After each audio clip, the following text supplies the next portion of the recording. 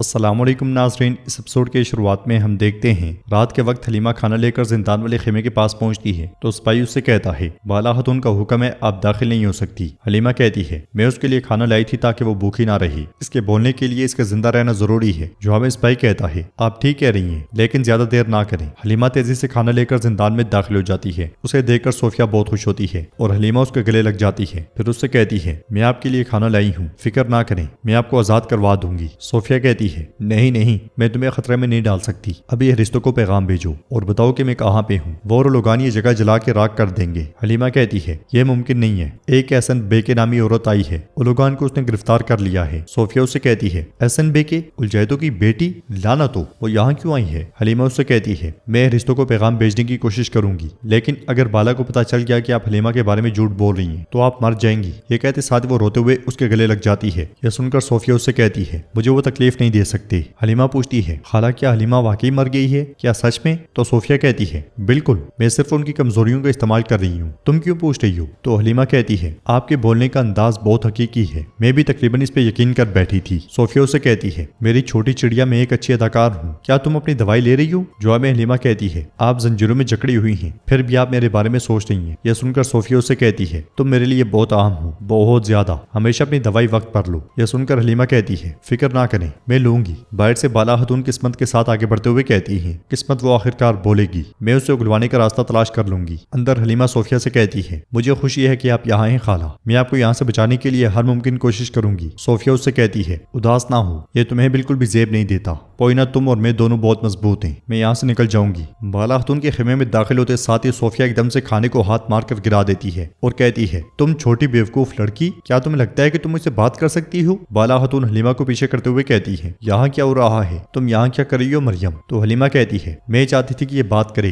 میں چاہتی تھی کہ آپ کا درد ختم ہو جائے۔ بالا خاتون پوچھتی ہیں تم اندر کیسے آئی؟ تو حلیمہ کہتی ہے خواتین اس کے لیے کھانا لا رہی تھی، میں نے کہا کہ میں لے کر آتی ہوں۔ صوفیہ بالا خاتون سے کہتی ہے مجھے تمہارے چھوٹے بچوں کے ساتھ بھی ایسا سلوک کرنا پڑے گا، کیا تم کافی نہیں تھی؟ کیا اب یہ میرا منہ کھلوائے گی؟ بالا میں کبھی نہیں بتاؤں گی، تم عثمان کو قائل کرو، وہ مجھے رہا کرنے کا وعدہ دے۔ بالا خاتون غصے سے کہتی ہے قسمت اس خیمے میں تمہارے سوا کوئی داخل نہیں ہوگا، تم اب باہر جاؤ مریم، ہم اس بارے میں بات کریں گے۔ یہ سنتے ساتھ ہی حلیمہ چلی جاتی ہے اور بالا خاتون صوفیہ سے کہتی ہے تمہیں کیا بھوک لگی ہے؟ تمہاری زندگی قیمتی ہے میں جانتی ہوں، مگر تمہارے لیے ایک آخری موقع ہے، اگر تم اب بات کرتی ہو تو آج رات آخری بار آرام سے سو سکو گی، لیکن اگر تم نہیں کہتی تو پھر تم جانتی ہو۔ یہ سن کر صوفیہ کہتی ہے بالا کیا تم مجھے بھوک سے آزمانے جا رہی ہو؟ میں جہنم سے آئی ہوں اور جسے تم جانتی ہو میں وہ صوفیہ نہیں ہوں، تم مجھے ڈرانے دمکانے کی کوشش کر رہی ہو، لیکن اصل میں کون ڈرتا ہے ہم دیکھیں گے۔ یہ کہتے ساتھ ہی وہ بالا خاتون کو ٹکر مارنے لگتی ہے تو بالا خاتون اس کا سر پکڑ لیتی ہیں اور کہتی ہیں ہم یقیناً دیکھیں گے۔ یہ کہتے ساتھ ہی اس کا تاج گرا کر چلی جاتی ہیں۔ ادھر احسن بے کے عثمان صاحب سے کہتی ہے مت بولنا عثمان صاحب کہ آپ کے پاس 2 دن کا وقت ہے، اس سے زیادہ بالکل نہیں، یا تو آپ محصول دیں گے یا پھر اپنی بیٹی کا رشتہ،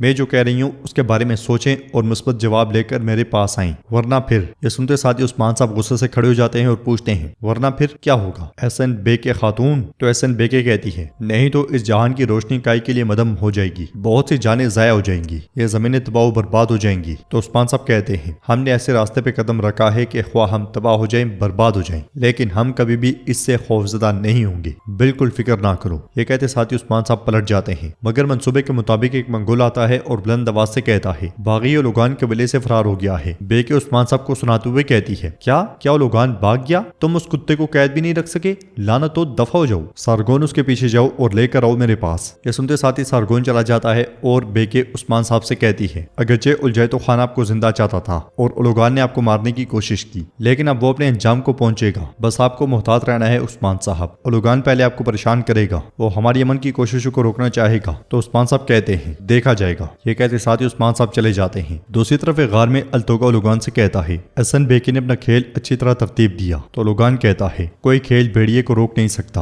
عثمان اپنی بیٹی کبھی نہیں دے گا، نہ ہی وہ ٹیکس ادا کرے گا۔ احسن بیکے اس نے اپنا سر محل سے باہر نکالا، لیکن یہ اناتولیا کا مرتفع ہے، لیکن ہم یہاں ان سروں پہ اپنا راستہ بناتے ہیں جو جسم سے جدا ہو گئی ہوں۔ احسن بیکے جلد یہ سیکھ لے گی۔ احسن بیکے تو کیا الجیتو خان بھی تبریز سے آ جائے تو عثمان کو میرے ہاتھ سے کوئی نہیں چھین سکتا، میں اس کی جان لے لوں گا۔ التوگا اس سے کہتا ہے اولوگان میں تمہارے ساتھ ہوں، لیکن کیا ہم احسن بیکے کو دشمن بنانے جا رہے ہیں؟ جامع اولوگان کہتا ہے میرے خلاف جو بھی کھڑا ہے میں اسے مردہ سمجھتا ہوں، لیکن فی الحال ہم وہی کریں گے جو وہ کہتی ہے۔ پھر کھڑے ہو کر کہتا ہے اب اپنی تلواروں کو خون سے رنگنے کا وقت آ گیا ہے۔ یہ کہتے ساتھ ہی وہ غار سے روان ہو جاتے ہیں۔ ادھر خفیہ قبیلے میں عثمان صاحب سوچ میں پڑے ہوتے ہیں۔ ان کے گھر والے ان کے ساتھ موجود ہوتے ہیں۔ بالا خاتون غصے سے کہتی ہیں کیا وہ پاگل ہے؟ ایسا نہیں ہو سکتا۔ فاطمہ نہیں، ایسا نہیں ہو سکتا۔ علاؤالدین ان سے کہتا ہے بابا نے بھی اسے یہی جواب دیا لیکن وہ خاتون نہیں سنتی۔ اورحان کہتا ہے وہ کہتی ہے یا تو محصول دیں یا اپنی بیٹی۔ اس لیے میں فاطمہ وہاں پہ آتی ہے اور یہ سن کر عثمان صاحب سے کہتی ہے میرا بھائی کیا کہہ رہا ہے بابا؟ احسن بیگم مجھے دلہن بنا کر لے جانا چاہتی ہے، کیا یہ سچ ہے؟ تو عثمان صاحب اس سے کہتے ہیں تم پریشان نہ ہو بیٹی، ہم نے اسے ضروری جواب دیا۔ فاطمہ پریشان ہوتے ہوئے کہتی ہے اگرچہ آپ کہتے ہیں کہ ایسا نہیں ہوگا، اگر وہ مجھے زبردستی لے جائیں تو کیا ہوگا؟ تو عثمان صاحب کہتے ہیں کیا ایسے ہو سکتا ہے؟ کیا تمہیں لگتا ہے کہ میں انہیں اپنی آنکھوں کی روشنی لینے دوں گا؟ تم بالکل فکر نہ کرو۔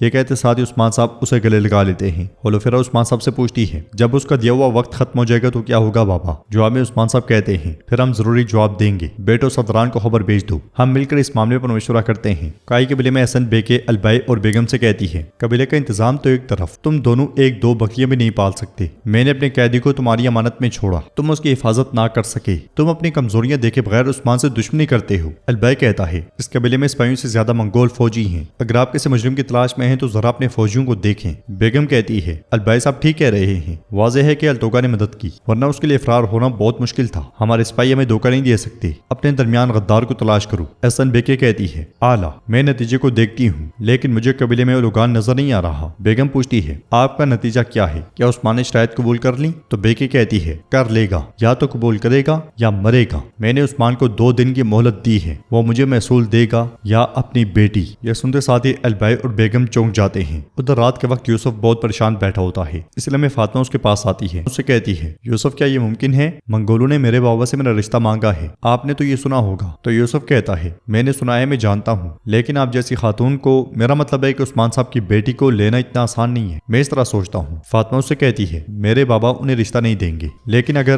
یوسف ایک دم سے کہتا ہے نہیں نہیں، ایسا کوئی امکان نہیں ہے، آپ کو لینے سے پہلے انہیں میری لاش پر سے گزرنا ہوگا، یعنی آپ جیسی خاتون کو سورج بھی دیکھ کر حسد کھا جائے، اور بہادر ترک سردار کی بیٹی۔ میں اپنے نقطۂ نظر سے نہیں سمجھتا کہ کوئی ان وحشی منگولوں کے ہاتھوں سڑنا قبول کرے گا۔ فاطمہ کہتی ہے شکریہ یوسف بھائی، لیکن مجھے ڈر ہے کہ وہ اپنی فوجیں ہماری طرف بڑھائیں گے اور ہم پہ حملہ کریں گے، اس لیے میں حلیمہ وہاں سے گزرتی ہے تو فاطمہ اسے آواز لگاتی ہے اور اس سے پوچھتی ہے کہاں جا رہی ہو؟ تو حلیمہ کہتی ہے مجھے نیند نہیں آ رہی تھی، میں سحری تک تازہ ہوا لینا چاہتی تھی۔ یہ سن کر فاطمہ اسے کہتی ہے چلو بیٹھ کر باتیں کرتے ہیں۔ یہ کہتے ساتھ وہ حلیمہ کے ساتھ آگے بڑھ جاتی ہے۔ اسے جاتا ہوا دیکھ کر یوسف کہتا ہے آپ کی آنکھوں میں بڑی تھکن ہے فاطمہ خاتون، ظاہر ہے کہ میں بھی آج رات نہیں سو سکتا۔ تو ناظرین اس کے ساتھ ایپیسوڈ بھی اختتام پذیر ہوتی ہے۔ ویڈیو پسند آئے تو لائک کر دیں، شیئر کر دیں، سبسکرائب نہیں کیا ہوا تو سبسکرائب کرنے کے ساتھ ساتھ گھنٹی والے آئیکن کو دبانا مت بھولیں۔ ملتے ہیں انشاءاللہ نیکسٹ ویڈیو میں، تب تک کے لیے رکھیں اپنے اور اپنوں کا بہت زیادہ خیال۔ اللہ نگہبان۔